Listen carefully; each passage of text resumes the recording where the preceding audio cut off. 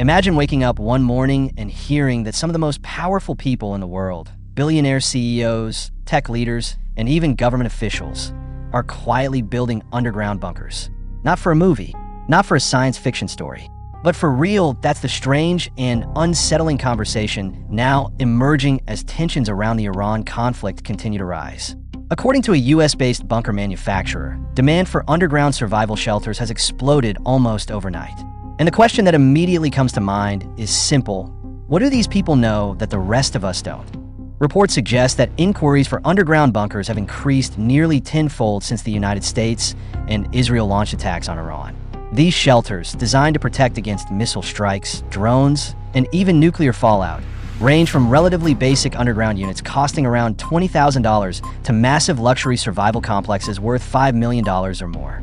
The company behind these shelters claims that if demand continues, its monthly sales could jump from around $2 million to nearly $50 million in just a matter of weeks. Now pause for a moment and think about that if the threat is truly serious enough for wealthy executives and high-ranking officials to start investing in underground shelters, should ordinary citizens be concerned too? Or is this simply another example of how the ultra-rich prepare for risks that the rest of the world is forced to face without protection?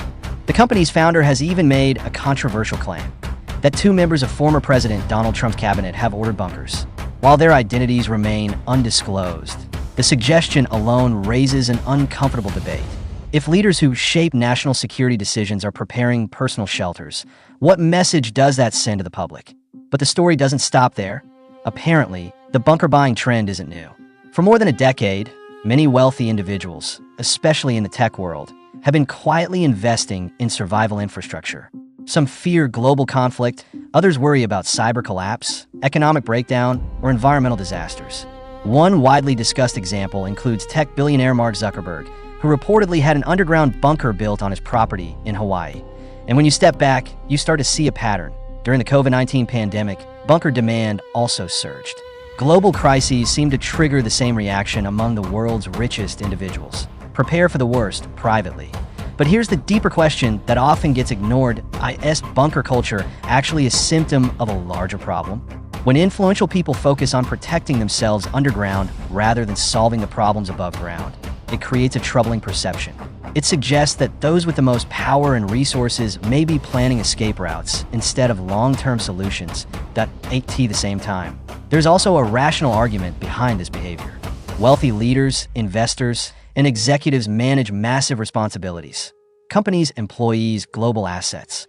From their perspective, preparing for extreme scenarios could simply be a form of risk management, just like buying insurance. After all, governments themselves build bunkers and emergency command centers for worst-case situations.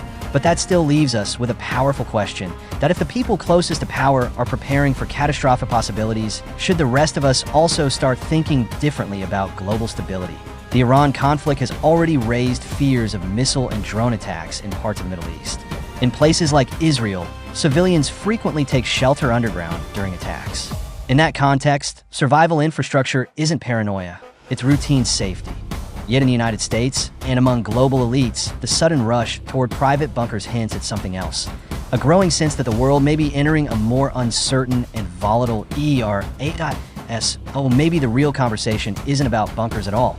Maybe the real issue is trust. Trust in global stability. Trust in political leadership. Trust that conflicts won't spiral beyond control. Because when the richest and most powerful people begin preparing for the worst behind closed doors, it naturally makes everyone else wonder, are they being overly cautious, or are they seeing risks that the public isn't being told about?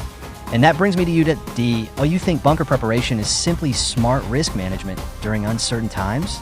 Or does it reveal something deeper about how world leaders and elites view the future of global stability? Let me know your thoughts in the comments. Because sometimes the biggest stories are not just about what's happening on the surface, but about what people are quietly building underground.